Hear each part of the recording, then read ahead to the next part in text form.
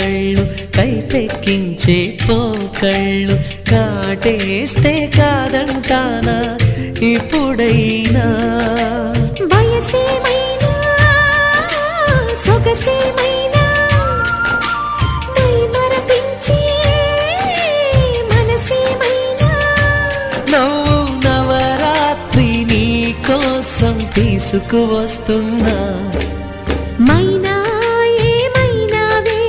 మన్మథ మాసం అయినా ఎంతైనా